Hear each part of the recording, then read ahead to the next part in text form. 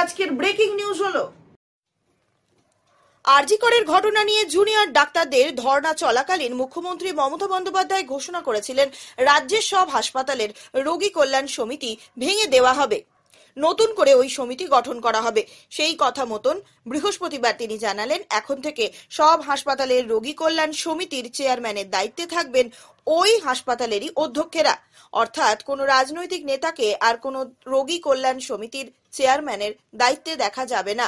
সমিতিতে কারা কারা থাকবেন তাও জানিয়েছেন মুখ্যমন্ত্রী।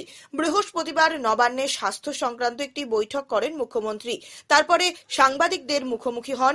ওই বৈঠকের শেষে মমতা জানিয়েছেন, রোগী কল্যাণ সমিতি নতুন করে তৈরি করা হচ্ছে। সমিতির জুনিয়র ডাক্তার, সিনিয়র ডাক্তারদের একজন করে জনপ্রতিনিধি থাকবেন, নার্সদের জন্য একজন জনপ্রতিনিধি রাখা হবে। হাসপাতালের সুপারও এই সমিতির সদস্য হিসেবে থাকবেন, এছাড়াও থাকবেন একজন করে জনপ্রতিনিধি। এতদিন রোগী কল্যাণ সমিতিগুলো চেয়ারম্যানের দায়িত্বে থাকতেন জনপ্রতিনিধিরাই, স্থানীয় বিধায়ক বা সাংসদ ওই পদ পেতেন। এই পদ্ধতিতে পরিবর্তন করা হচ্ছে। আরজি কর হাসপাতালে রোগী কল্যাণ সমিতির চেয়ারম্যান পদে ছিলেন শ্রীরামপুরে তৃণমূল বিধায়ক সুদীপ্ত রায়। আরজি করে দুর্নীতির মামলা তদন্তে তার বাড়িতে হানা দেয় সিবিআই। আরজি কর আবহে রোগী কল্যাণ সমিতিতে নানান অনিয়মের অভিযোগও প্রকাশ্যে আসে। তারপরেই সমিতি ভেঙে নতুন করে গড়ার কথা জানিয়েছেন মমতা, যা এবারে বাস্তবায়িত হচ্ছে। More before earlier they have released about 5 lakhs and now 5 lakhs QC quarter. Now also did they inform this time division? No, they didn't give the information. We collected from all sources. Okay, Didi, one more thing. During the union budget, Union Finance Minister had said that 11,500 crores was allocated for Bihar for flood management. They were Bengal nil. Yes. Has the central government allocated any money after such massive floods? I said nil. Nil mane no, mane na na na. হয়েছে? দিদি আজকে মিটিংয়ে হচ্ছে আপনি অনেকগুলো ডিসিশনের কথা বললেন, মিটিংয়ে ডিটেইল আলোচনা হয়েছে, আর কিন্তু জুনিয়র ডাক্তাররা আজকেই সিএস কে একটা চিঠি লিখেছে এবং সেখানে তারা বলেছে আরে তারা চিঠি দিতেই পারে, কি আছে ছোট ওরা জানাবেন, আবার সেটা জানিয়ে দেবেন। এটা এই মিটিং, আজকের মিটিংটা ছিল প্রিন্সিপাল, এইচওডি, সিওএমএইচ, বিওএমএইচ, ডিএমএসপি তাদের মিটিং। এটা এভরিথিং ইজ বিন কভার্ড। রাত্রির সাথে একটা কবে নাগাদ চালু হয়ে যাবে করে রেখে দিয়েছি এবং ওনারা একটা জমি দেখেছেন এবং লুলু গ্রুপও কিন্তু আসছে, ওনাদের জন্যও কিন্তু একটা জমি অলরেডি আমাদের দেখানো হয়েছে। কোন জমিটা নেবে ওরা ঠিক করবে, যেটা দুবাইতে আমরা গিয়েছিলাম, কথা বলেছিলাম। এবং এই সেন্টারটা হলে এটা একটা গ্লোবাল ফেনোমেনা, যেটা আমাদের ট্যালেন্টকে ইউজ করতে পারবে খুব ভালো করে, এবং ইনফ্রাস্ট্রাকচারটা স্পেশালি মেধাকে অনেক এগিয়ে নিয়ে যাবে। কারণ আমাদের ছেলেমেয়েরা খুব talented, their skill is very good, আইটিও তাদের খুব ভালো, তাদের technically they are very sound. আমরা বলেছি আপনারা এটা একটা রোড ম্যাপ হিসেবে, বিজিপিএস আমাদের 5-6 ফেব্রুয়ারি হচ্ছে, তার আগে জানুয়ারিতে সেকেন্ড উইকে যদি এখানে এটা নিয়ে একটা প্রোগ্রাম করা যায় এবং যারা concern department, concern organization, stakeholders, তাদের যদি সেখানে ইনভলভ করা যায় তাহলে এটা একটা খুব ভালো মেসেজ যাবে এবং এটা হচ্ছে বিগ অ্যাচিভমেন্ট অফ বেঙ্গল। আমরা খুশি ইউএস গভর্নমেন্ট, এবং এটা মনে রাখবেন আমাদের মানে বলো না তুমি ওয়েবেল আইটি ডিপার্টমেন্ট এটা 3 বছর ধরে কাজ করছে ওদের সাথে।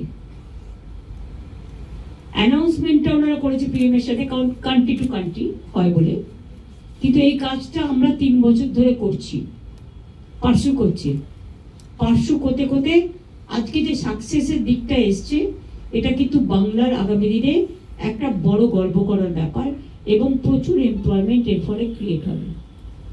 সুতরাং ওনার সাথে আজকে বসবার আগেই আমরা জায়গা সব রেডি করে রেখে দিয়েছি এবং অলরেডি আলোচনা চলছে। এটা একটা গুড নিউজ, তাই এটাও আপনাদের জানালাম।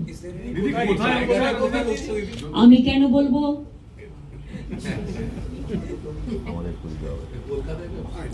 আমি এত তাড়াতাড়ি সবকিছু বলবো না, নো ডেডলাইন, এসবে ডেডলাইন হয় না। আমরা জানুয়ারিতে একটা রোডম্যাপ প্রোগ্রাম করতে বলেছি, সেটা করা মানেই তো অনেকটা হয়ে গেল।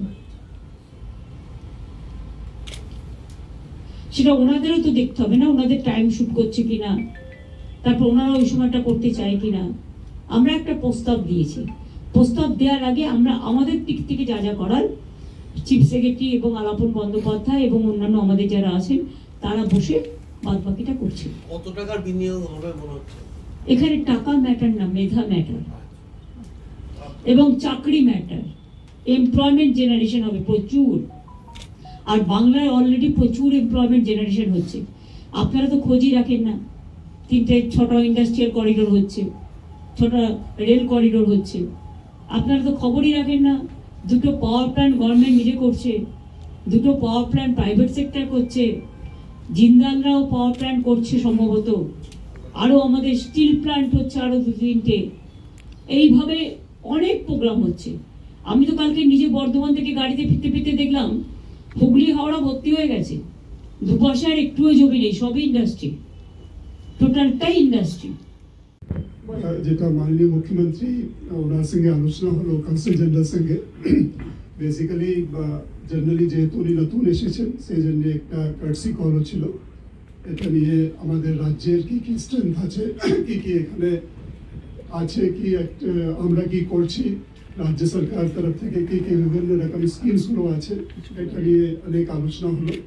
উনিও জানতে পারলেন আমাদের এখানে রাজ্যের কি স্ট্রেংথ আছে এবং কীভাবে আমাদের রাজ্যে এগোচ্ছে, আমাদের জিএসডিপি কিভাবে বাড়ছে, কিভাবে আমরা এটা করছি। তাছাড়া যেটা মূল উদ্দেশ্য ছিল, যেটা আপনারা জানেন, ইউনাইটেড স্টেটস অফ আমেরিকা ও ইন্ডিয়ার মধ্যে যে এগ্রিমেন্ট হয়েছে রিগার্ডিং সেমিকন্ডাক্টর ব্যাপারে, সেই ব্যাপারে আলোচনা হলো।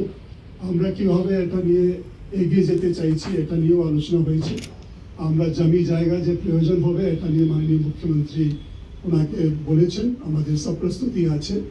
আজকে আমাদের একটা টিম ওদের যারা তারা আছেন ওদের সঙ্গে কথা বলতেও ব্যাঙ্গালোরে আছেন, ওখানেও প্রাথমিকভাবে কিভাবে ওদের কি এক্সপেকটেশনস গুলো আছে এটা জানার জন্য, যাতে আমরা দ্রুততার সঙ্গে এই কাজগুলো করতে পারি। এবং মাননীয় মুখ্যমন্ত্রী বলেছেন একটা টাইমলাইন ফিক্স করে যাতে আমরা এটাকে রূপ দিতে পারি। এই ব্যাপারে আমাদেরকে ওদের সঙ্গে পারস্পরিক সম্পর্ক রেখে এটাকে করতে হবে।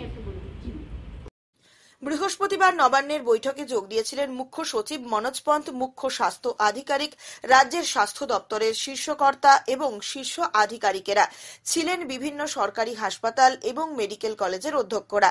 এছাড়া জেলা স্বাস্থ্য আধিকারিকেরাও ভার্চুয়াল মাধ্যমে এই বৈঠকে যোগ দিয়েছিলেন। আরজিকর আন্দোলনের আবহে মমতা ঘোষণা করেছিলেন রাজ্যের স্বাস্থ্য সংক্রান্ত নিরাপত্তার ক্ষেত্রে 100 কোটি টাকা বরাদ্দ করা হবে। কোন কোন ক্ষেত্রে কিভাবে সেই টাকা খরচ করা হবে তা নিয়ে আলোচনা হয়েছে বৃহস্পতিবারের বৈঠকে। চিকিৎসক পড়ুয়াদের হোস্টেলের নিরাপত্তার দিকেও আলাদা করে জোর দিতে বলা হয়েছে। হাসপাতালগুলিতে পর্যাপ্ত সংখ্যায় সিসি ক্যামেরা, রেস্টরুম, শৌচাগার ইত্যাদির পরিকাঠামোগত উন্নতির ক্ষেত্রেও জোর দেওয়া হবে এবার থেকে, এমনটাই জানান মুখ্যমন্ত্রী। এক্ষেত্রে পিডব্লিউডির পাশাপাশি হাসপাতালের অধ্যক্ষদের দায়িত্ব নিয়ে টেন্ডার ডাকতে বলেছেন তিনি। জুনিয়র ডাক্তারেরা অভিযোগ করেছিলেন নিরাপত্তা সুনিশ্চিত করার ক্ষেত্রে তাদের দেওয়া সরকার আশ্বাস বিভিন্ন ক্ষেত্রে বাস্তবায়িত করছে না। মমতা বন্দ্যোপাধ্যায় জানান, বন্যায় রাজ্য বিপর্যস্ত অবস্থা। এই কাজে সরকারি আধিকারিকেরা অত্যন্তভাবে ব্যস্ত রয়েছেন, তাই কাজে কিছুটা দেরি হচ্ছে। বৃহস্পতিবারের এই বৈঠকে রাজ্যের 33টি মেডিকেল কলেজের মধ্যে 20 থেকে 22টি কলেজের আধিকারিকেরা বক্তব্য তুলে ধরেছেন। রোগী কল্যাণ সমিতির সদস্য ট্রাস্টিরা হাসপাতাল পরিচালনের বিষয়টিই দেখেন। হাসপাতালে সঠিকভাবে পরিচালনা করার জন্য তহবিলের টাকা কোথায় আসবে, কিভাবে খরচ হবে, কিভাবে কোন কোন খাতে ব্যবহার করা হবে তা নিয়ে সিদ্ধান্ত নেয় এই সমিতি।